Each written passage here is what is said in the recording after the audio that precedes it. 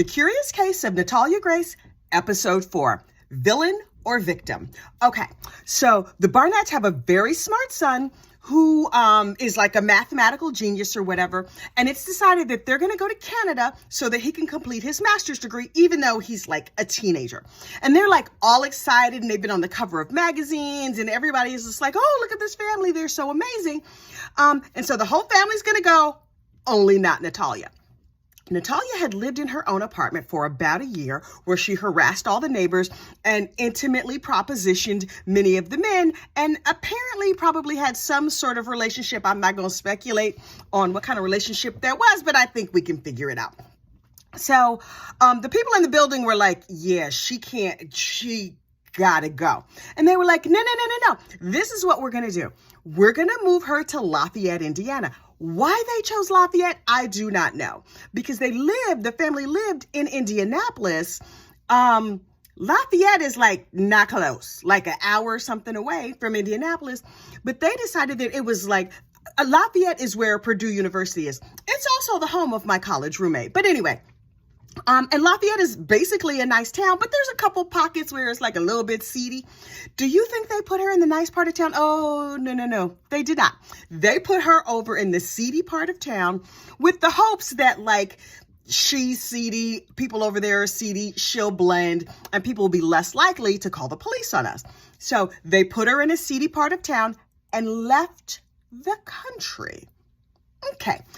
Natalia clearly has many issues, but now they're out of the country. So, okay. Turns out when they left, or right before they left, they moved her into her apartment. They didn't turn on electricity and they didn't give her food. What? I wouldn't do that to a stray dog. And they did this to a disabled human. Oh no. But wait, there's more. They put her on a second floor apartment, even though now she's like, 3 feet tall. She can barely get up the stairs. She has to climb something like 19 stairs to get up to her apartment. It's dangerous. She could fall, blah, blah, blah, whatever. So they put her in this apartment. And so immediately she makes friends with the neighbors, and she's like, knock. Hi, I live across the street. How are you? You got some food? I'm hungry. And so the neighbors are like, okay, I don't understand. Here's the thing, though. The Barnetts had not counted on the kindness of poor people, because they're like, well, we have money and there's a Lamborghini in the driveway. We'll just shuffle her off to all the poor people and nobody will pay attention to her. But when you're poor or when you're underserved, you know what it feels like to be poor and underserved. And so when you see somebody else in that situation that you can help, my personal feeling is that it's more common to want to help other people, just like you hope someone will help you. So one of the neighbors was like, girl, come on in here. Let me make you a sandwich. You want some mayonnaise, peanut butter, jelly? What you got? What you want? And so the people in the community kind of took her in. And then she was going to the GED center. There was a library. There was a place that took her food stamp card. Okay.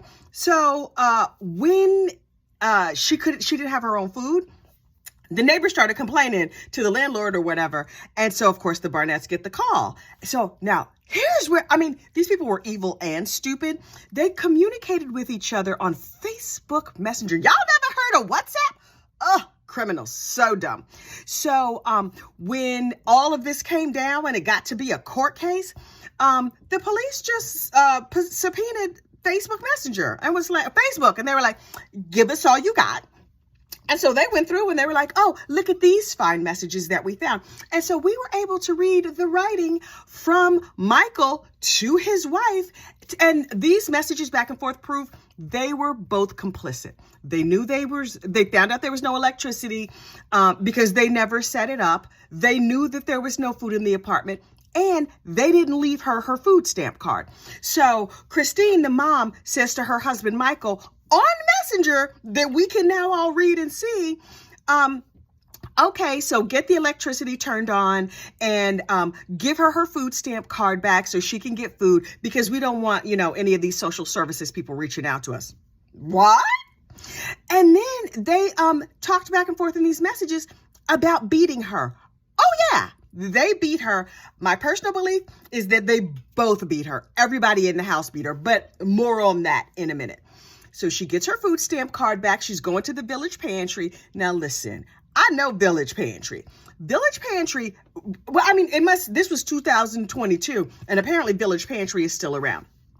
My experience of Village Pantry as a Hoosier from way back in the day, Village Pantry was like, it was like 7-Eleven, right? Like a few more grocery items than 7-Eleven. But it's not Kroger. This is not where you go do like your shopping for the week. This is where you pick up some bread and eggs. It's like Village Pantry is like the kind of market that you would see like attached to a gas station. A good gas station, but still a gas station supermarket. But they're like, she lived near the Village Pantry, she'll be fine. And so she was out here in these streets talking to strangers with her 3 feet tall self. God only knows what else she was up to. And she met this couple. And she disappeared with this couple. And so the GED Center calls up the Barnetts in Canada, and they're like, hey, your daughter's missing. And they were like, what? Oh God, what happened to her? And they freaked out. But it's like, y'all left the country and you left her in an apartment with no lights and no food. Like, how worried were you really? Mostly, I think you were worried that you were going to get in trouble. That was your real concern. So they wait a couple days. Did they leave Canada and go to Lafayette and see what happened to her? No, they did not. Did they send a friend or neighbor from Indianapolis over to Lafayette to just have a little peek around? Not that we could tell. Nobody told us they sent somebody. So according to them, 2 or 3 days later, they get a call from the GED Center like, oh, hey, we found her. She's okay. Don't worry about it. Thanks so much. And they were like, wait, what? Where'd she go? Where's she? And they said, oh, she's living with this lady. And they were like, wait, what lady? Can you give us the contact number for the lady? Because we're trying to, what's happening? Turns out Miss Natalia has met this couple, a man and a woman. I think they also have children. And she made friends. You know how she likes the door knock. She knock. Could she have knocked on the door of a serial killer? Yes, quite easily. It's Indiana. So, but she knocked on the door of this nice couple who was like, girl, come on in here. We'll give you a glass of Coke and some sweet tea and a ho-ho or whatever. So they had her come in and she was like, there's no food, there's no electricity at my apartment. And they were like, well, then obviously you will be living here. You can't go back home to that. She had $500 on her food stamp card. So they went on down to probably the Kroger, probably the big grocery store. They skipped right over the Village Pantry and they wiped out her food stamp card because of course they did. They took all of the food money and they allowed Natalia to live with them. They cooked for her. They helped her bathe. They moved her out of that apartment and into the house with them. They went down to the Social Security office and they got her Social Security checks. Instead of them going to Michael, her father, they're going to this couple now. And I was like, oh, so one con found a set of cons? Like, what's happening? Are we just mutually using each other? Is that what's going on? Or are these just like nice Indiana people who saw a girl in need, also saw an opportunity and got some food and they're helping her? And she's teeny. How much space is she going to take up? And might she murder them? Maybe, but who knows? Maybe she was acting out crazy because her whole household was crazy. And maybe if she's living in a calm, though poor household, she can be calm, though poor. Who knows? So she moves in with this other family. And she's been with them ever since. Like from that day to this day. She moved in 2014. She still lives there. Today, right now, 2023, she at their house. So I'm like, oh, okay. I bet you she's still getting social services. And I bet you they still getting a cut. Also of the food stamps. But do you, whatever you got to do. 5-7 years of living together. Y'all family now. I don't care where you met. Y'all are family now. Meanwhile, Michael and his wife are like, what are people going to say? So they're calling Natalia's phone like, you got to go back over to your apartment because what if people find out that we dumped you and left the country? You can't do this. It's going to make us look bad. And so that phone call took place on speakerphone where her new mom that she met somewhere out in these streets was like, you can't talk to her like that. Click, and hung up. And I was like, well, good for you, user lady. I hope you're really nice. I have no idea. And so the police got involved in whatever because a charge was filed against the Barnetts for abandoning her. Now, the initial charge was abandoning a child, but is she a child? Is she not a child? But here's the thing. The cops come to Michael's house and they say, listen, I'm just doing an investigation. We're not going to arrest you today. And he was like, today? You going to arrest me at all? And they were like, we'll find out. So just tell us what happened. By this time, Michael and Christine, they're going through a divorce. You want to know who you really married? Get divorced from them. Because people were like, every dirty secret I had in my back pocket, well, here it is. So Michael starts spilling all of the dirty secrets. Those dirty secrets include, number one, I don't know if this actually happened or if it was suspected or whatever, but Natalia was apparently trying to poison the mom, Christine, and was trying to get the husband to sleep in her bed. Okay. And then they said, the cop was like, listen, it's just me and you, just bros. Tell me straight. How old do you think this girl really is? Like, yeah, on paper, she's 75 or whatever, but how old do you think she really is? And Michael was like, on tape. Honestly, if you had to put a gun to my head and I had to guess, I would say she's 20, 22. The cop was like, okay, cool, fine. And then they go on talking about other things. Here's the little problem. If at the time of that recording, he assumed that Natalia was 20, 22, that means she was 16 when they abandoned her in the first apartment, which means they did abandon a minor. Never mind that she was like handicapped and whatever else. So Mike's like, me and you cool. Mr. Policeman, me and you are BFFs, so I'm going to tell you everything. My wife used to beat the living mess out of that child on a regular basis, on a daily basis. She decided that something was wrong with Natalia. She was keeping secrets, and my wife was going to beat it out of her, and she did regularly beat this woman within an inch of her life. And so the cop was like, wow, okay. And so back in regular time in the documentary, now they're talking to Jacob, the mathematically brilliant son, who looks like he's somewhere in his late teens, early 20s. He's living at his dad's house. So they're talking to him and he was like, yes, my mother was harsh. My mother, didn't think that Natalia was who she said she was.